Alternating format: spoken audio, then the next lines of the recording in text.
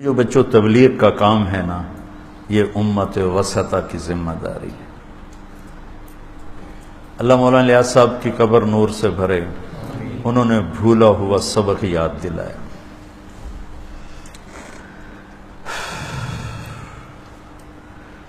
امت بھولی گئی تھی کہ اللہ کا پیغام سنانا بھی ہمارے ذمے ہے۔ عبادات بس اس حد تک بہت بزرگی سمجھی جاتی تھی کہ بہت بڑے بزرگ ہیں، سارا دن نفل پڑھتے ہیں، بے شک بزرگی ہے، سارا سال روزہ رکھتے ہیں، بے شک بہت بڑی بات ہے۔ لیکن جو اللہ نے ہمیں وظیفہ بخشا امتاً وسطا، کس لیے بنایا ہے امت واسطہ؟ لتکونوا شہداء علی الناس، کہ تم لوگوں کو جا کر گواہی دو کہ اللہ ایک ہے، اس کی مان لو۔ اور ہماری گواہی سچی ہے یا جھوٹی ہے، گواہ کا سچا ہونا ضروری ہے، تو کتنے بڑی گواہی لائے کہ میرا نبی تم پہ گواہ ہے کہ تم سچے ہو۔ اللہ اکبر! ہماری صداقت پر ہمارے نبی کو گواہ بنا کے پیش کیا جا رہا ہے۔ وَيَكُونَ الرَّسُولُ عَلَيْكُمْ شَهِيدًا، وہ ہمارے اوپر گواہ ہیں کہ ہم سچ کہہ رہے ہیں۔ تو بچوں، میں یہ نہیں چاہتا ہوں کہ تم میرے پریشر میں تبلیغ میں جاؤ، میں یہ چاہتا ہوں کہ تم قرآن و سنت کو سمجھ کے اس کام میں جاؤ۔ اللہ تعالیٰ مولانا الیاس صاحب کے درجے بلند فرمائے، کتنا خوبصورت انہوں نے اس محنت کا تعارف کروایا، فرقہ واریت سے ہٹ کر اور اختلافی مسائل سے ہٹ کر، نفرتوں کے مضامین سے ہٹ کر، سب کو جوڑنے کے لیے خود چل۔ اس وقت کے علماء فرماتے یہ تو علم کی توہین ہو رہی ہے کہ فساق کے پاس جاتے ہیں، فجار کے پاس جاتے ہیں، اور مولانا الیاس صاحب فرماتے اس توہین میں میری عزت ہو رہی ہے۔ انبیاء، اچھا آج کا عجیب ماحول بن گیا، جو لوگ دین سے دور، ہم ان سے ملنا ہی پسند نہیں کرتے۔ اور نبی کس کے لیے آتے ہیں جی؟ نبی نافرمانوں کے لیے تو آتا ہے۔ 4000 نبی بگڑے مسلمانوں کے لیے آئے، بنو اسرائیل میں 4000 نبی بگڑے مسلمانوں کے لیے آئے، اور 1,20,000 وہ کفار کے لیے آئے۔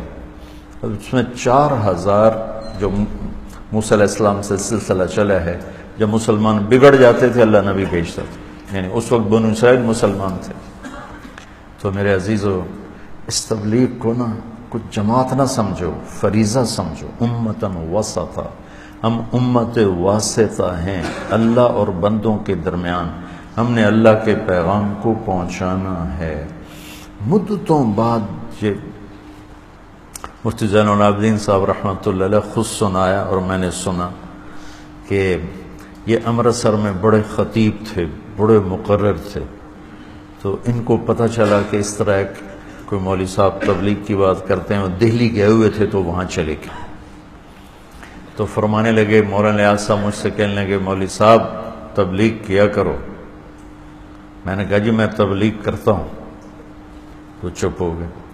تھوڑی دیر بعد مجھ سے پوچھا امرتسر سے لوگ کہاں جاتے ہیں تجارت کے لیے؟ کہا جی لاہور جاتے ہیں، کلکتہ جاتے ہیں، دلی آتے ہیں، بمبئی جاتے ہیں۔ ان کو کرایہ کون دیتا ہے؟ کہا جی ان کا وہ خود کرایہ خرچ کرتے ہیں۔ ان کے روٹی پانی کا انتظام کون کرتا ہے؟ کہا جی وہ خود کرتے ہیں۔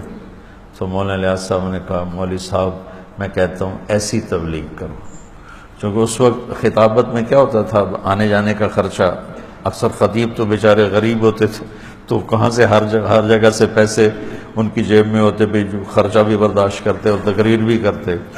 تو مفتی صاحب کا بھی یہی دستور تھا، بھی آنا جانا، خرچہ وغیرہ لینا، یہ سب کچھ۔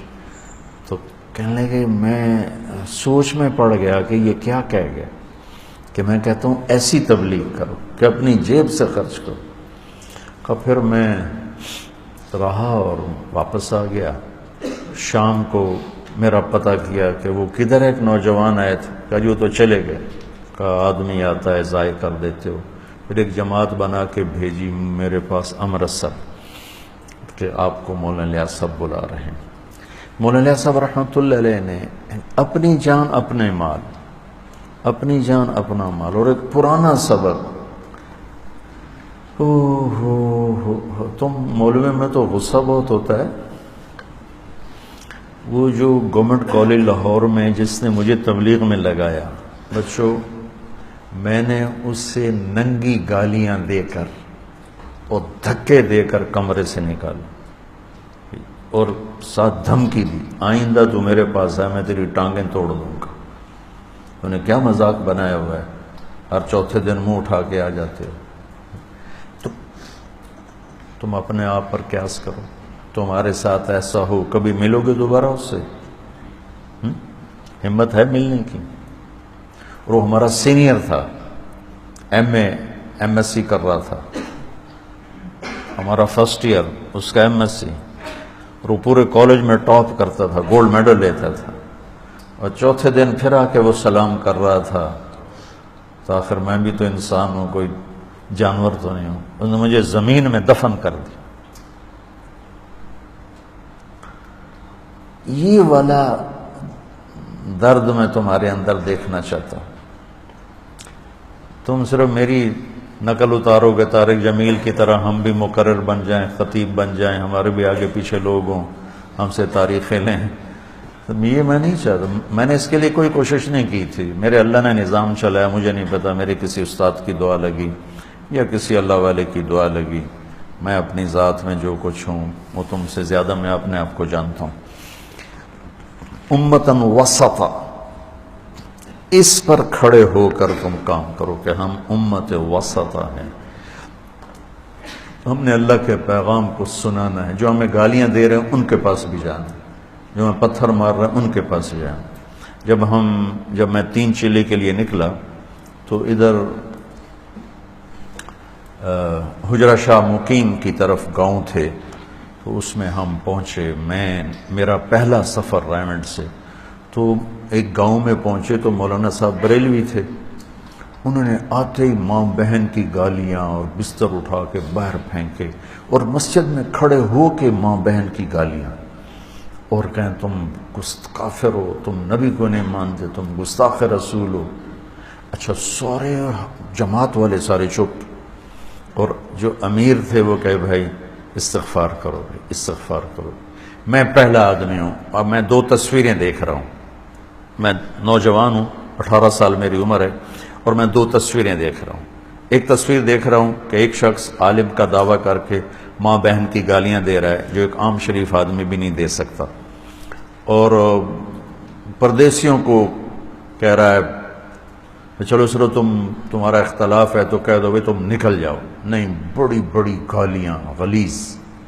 اور ادھر جو تصویر نظر آ رہی ہے وہ چپ توبہ کر رہے ہیں، استغفار کر رہے ہیں، ذکر کر رہے ہیں۔